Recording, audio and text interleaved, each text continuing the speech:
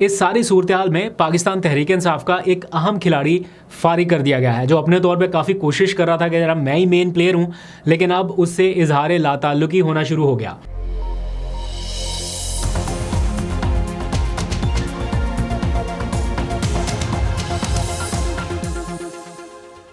बिस्मिल्लाहिर्रहमानिर्रहीम, अस्सलाम वालेकुम। पाकिस्तान और दुनिया भर में देखने और सुनने वालों को अब्दुल कादिर का सलाम। बहुत मुश्किल से हंसी कंट्रोल कर पा रहा हूँ। इमरान खान का ट्वीट पढ़ बैठा हूँ, ईद के दिनों में क्या जुगत मारी है। अब पूरा सोशल मीडिया जो है वो इसी तरफ ही चल पड़े है, बल्कि चल पड़ा है। मैं अभी देख रहा हूँ थोड़ी देर पहले ये जो तस्वीरें अब अपलोड होना शुरू हो गई हैं, ये ईद के दिनों तक, पहले दूसरे तीसरे दिन तक अब यही सारा सिलसिला जारी रहेगा। ट्रेंड अब यही चलना है ईद तक। एनीवेज, इमरान खान के अकाउंट से वक्फे से ये गोलाबारी का सिलसिला जारी है। पहले 3 घंटे पहले ट्वीट आया, अभी दोबारा से ट्वीट कर दिया। तो जो 3 घंटे के लिए खामोश नहीं हो रहे, 3 महीने के लिए खामोश नहीं हो रहे, उसे 3 साल के लिए खामोशी कैसे एक्सपेक्ट की जा सकती है। बहरहाल इमरान खान ने अपना महाज संभाला हुआ है और जेल से बैठे बहुत सारे मामलात को वो इस टाइम वाकई कंट्रोल कर रहे हैं।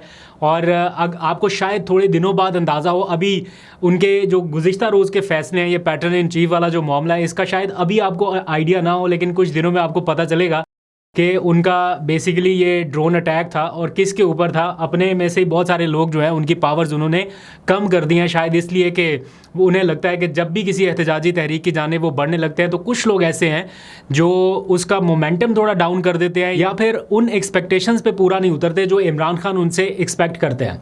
बहरहाल आने वाले दिनों में आपको अंदाज़ा होगा कि फर्स्ट ईयर की जो लीडरशिप है उनमें से 2-4 मेन लोगों के इख्तियारात काफ़ी हद तक कम हो गए।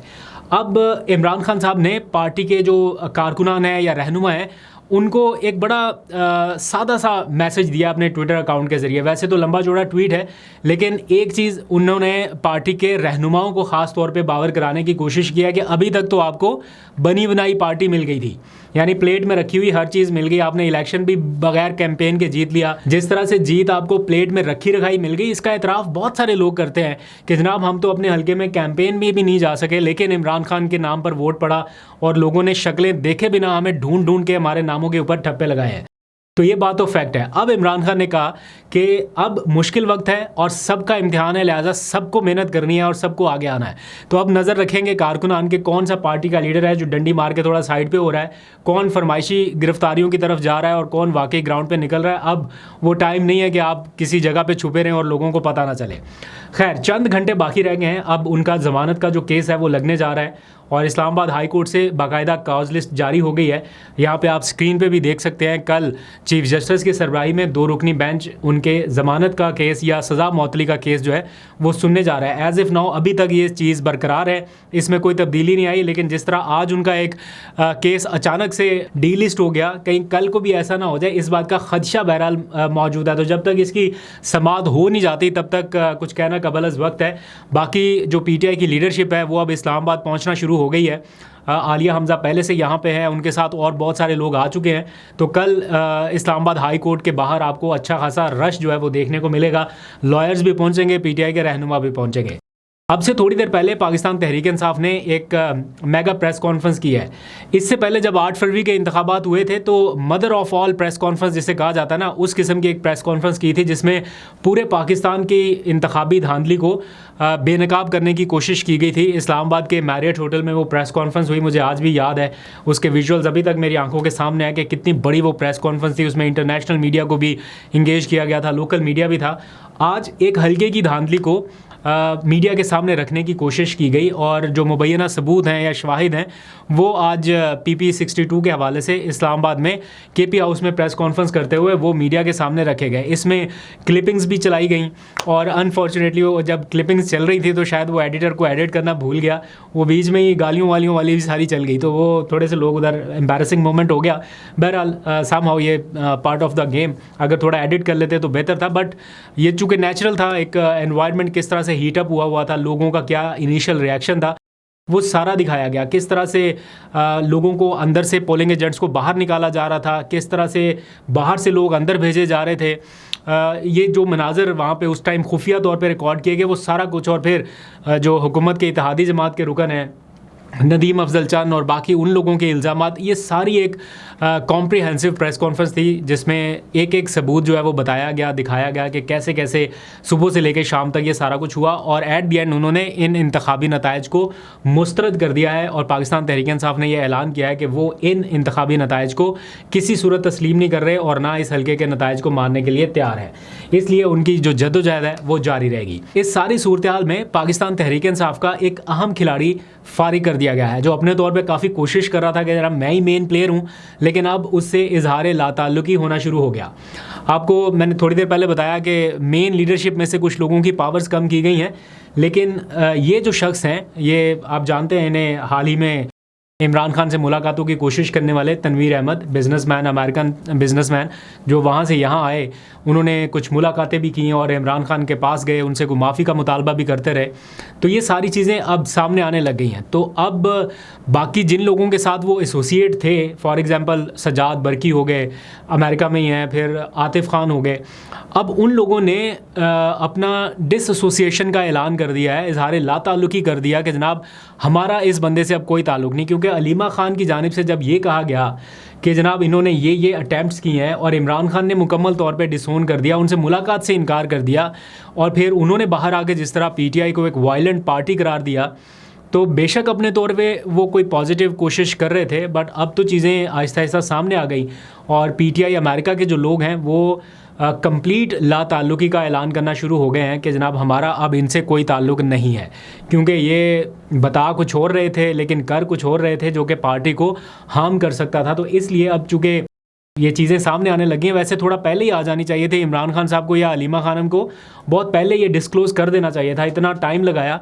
बहरहाल देर आए दुरुस्त आए। अब उनके हवाले से तो क्लैरिटी आ गई कि जनाब वो पाकिस्तान तहरीक इंसाफ से शायद उस तरह से ताल्लुक़ अपना ना रख सके जैसे वो पहले क्लेम कर रहे थे। अच्छा जी, अब आ जाइए ज़रा 27वीं तरमीम के हवाले से, जो मैंने पहले के व्लॉग में भी डिस्कस किया था कि इस्लामाबाद हाई कोर्ट के जो प्रेसिडेंट, जो पीटीआई के वोटों से जीते, वो दूसरी साइड पे जाके मिल गए और उन्होंने अचानक 27वीं तरमीम की हिमायत का ऐलान करना शुरू कर दिया, जबकि 27वीं तरमीम का ना ड्राफ्ट ग्राउंड पे है, ना उस बारे में अभी कोई चीज़ सामने आई, ना हुकूमत की जानिब से अभी कुछ बताया गया। लेकिन ये सारी बहस इनिशिएट क्यों होती है? ये एक फिलर फेंका जाता है कि ज़रा मार्केट का रिएक्शन चेक किया जाए, आवाम का मूड, टेम्परामेंट चेक किया जाए और उसके बाद फिर आहिस्ता आहिस्ता, वरना ये बयानात ऐसे ही नहीं दिए जाते। तो उन्होंने जैसे बयान दे दिया कि जनाब अभी तरमीम आई भी नहीं है और कह रहे हैं कि हम इसकी हमायत करेंगे और ये वकला का मुतालबा है, और उन्होंने सबकी नुमाइंदगी कर दी, सारे वकला की। अब रिएक्शन में क्या हुआ, लाहौर हाई कोर्ट बार अलग, कराची हाई कोर्ट बार की जानिब से अलग एक एलामिया जारी हुआ, दोनों की जानिब से अलग अलग, और उन्होंने कहा कि भाईजान ये आपका अपना ज़ाती मौक़िफ़ है जो कि काबिल मुज़म्मत है, हुकूमत की प्रॉक्सी आप कैसे बन सकते हैं? और 27वीं तरमीम के हवाले से सारे वकला का मौक़िफ़ ऐसा नहीं हो सकता। तो दोनों बाज़ की जानिब से बहुत सख्त रद्दअमल और सख्त रिएक्शन आया है कि ऐसे बयानात देने से गुरेज़ किया जाए, इज्तनाब किया जाए। अब देखते हैं वकला का इस सारे मामले में इनिशियल क्या रिस्पॉन्स आता है, क्योंकि अल्टीमेटली जो माहौल नज़र आ रहा है वो 27वीं तरमीम की तरफ जाना ही है। क्योंकि जब ये तरमीम मंजूर हो गई थी और जैसे कराई गई थी, उसके बाद तो लग रहा था कि अब तरमीम पे तरमीम आएगी, अब तो जनाब कोई भी तरमीम कर सकते हैं, आगे मखसूस नशिस्तों वाला मामला भी आना है। तो देखते हैं क्या होता है। इस सारे माहौल में दो ख़बरें और हैं जो ज़रा समाजी मामलात के हवाले से ताल्लुक़ रखती हैं। एक तो मैंने बजाज न्याजी साहब, अभी उनका क्लिपिंग्स बड़े वायरल हो रहे हैं। आपको पता है न्याजी एक्सप्रेस या न्याजी बस टर्मिनल को वो हेड करते हैं या चलाते हैं, उसके मालिक हैं, उनकी बसें चलती हैं पूरे पाकिस्तान में। उन्हें किस तरह से हरासा किया जा रहा था, उनसे कैसे पुलिस वाले आके पैसों का तकाजा कर रहे थे, पहले 50,000 दिया, फिर 1 लाख दिया। ईद के दिनों में उनका काम माशाल्लाह से चलता है, तो वो मुसलसल ब्लैकमेलिंग जैसा एक मामला उनके साथ पेश आ रहा था। तो उसके ऊपर बहरहाल अब उन्होंने स्टैंड लिया।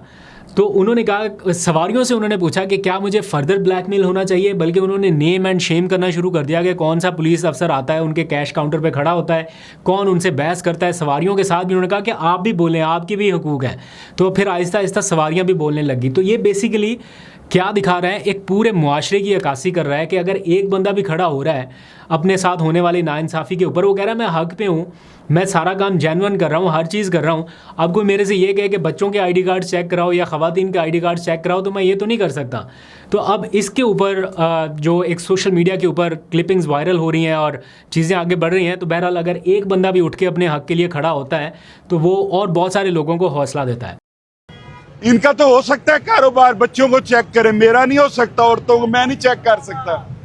आप हालात देख लें इनके। इनकी कंप्लेन करें। कंप्लेन है, वो पहले आया, गुस्सा है, वो जो पीछे खड़ा, दिखाओ उसको जरा। ये अंदर घुस कर गया है और उसके बाद फिर आ गया यहाँ पर। अब मुझे समझ नहीं आ रही मैं इनका करूं क्या यार। 2 घंटे हो गए, मैं उसने जलील कर दिया पकड़ कर। हम मुसाफिरों को भुगताएं या इसको भुगताएं? अभी 10 दिन पहले लाख रुपया लेकर गया मेरे से, उसके बाद फिर मांगता है। मैं कहा मर जाऊंगा, देने चाहिए मुझे पैसे, इसको होना चाहिए ब्लैकमेल। अब आप मुझे बताएं मैं बच्चों को उतार दूं? कहते हैं बच्चों के भी शनाही कार्ड दिखाएं।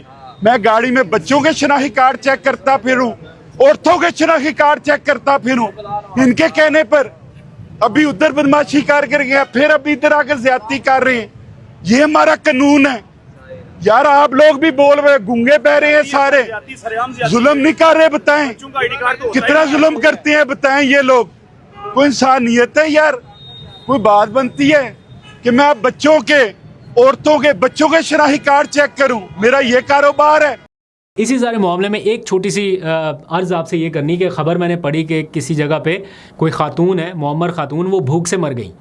अल्लाह उनके दर्जात बुलंद करे। लेकिन ये ख़बर सुनने के बाद बहुत अफसोस हुआ और काफ़ी देर तक तो मैं ये सोचता रहा कि यार ये कैसे, अभी तक तो हम ये सुनते हैं कि कोई भूख से नहीं मरता, वाकई में लोग इस हालत तक पहुंच चुके। और अगर कोई ऐसा हुआ तो मेरा ख्याल है जो उनके आसपास कहीं पे रहने वाले लोग होंगे जो कहीं गाफिल रह गए इस सारे मामले से, उन्हें भी कहीं ना कहीं ये सोचना चाहिए या अपने आसपास लोगों की हालत ज़ार देखते रहना चाहिए कि कहीं कोई ऐसा बंदा तो नहीं है, कोई ऐसी लाचारगी में या बेचारगी में तो नहीं अपनी ज़िंदगी गुजार रहा। बहरहाल अगर कम इल्मी में किसी से ऐसा हुआ तो अलग बात है, लेकिन अगर जानते बूझते हुए भी कि कोई सफ़ेद पोश आपके दाएं बाएं ऐसा था तो फिर भी ये सारा कुछ हो गया, तो मेरा ख्याल है सबसे ज़्यादा दुख उन्हीं को होना चाहिए जो उनके दाएं बाएं या अतराफ़ में रह रहे थे। आगे ईद कुर्बां है और इसका तो पैगाम ही ये है कि अपने से ज़्यादा दूसरों का सोचना। तो इसलिए आप भी इस ईद पे ज़रूर कोशिश कीजिएगा कि अपने आसपास अगर कोई सफ़ेद पोश है, कोई ऐसा शख्स है जो नहीं कह सकता, नहीं मांग सकता, उनकी ज़रूरियात का ज़रूर ख्याल कीजिए। अभी तक के लिए इतने, अपना बहुत सा ख्याल रखिए। अल्लाह हाफ़िज़।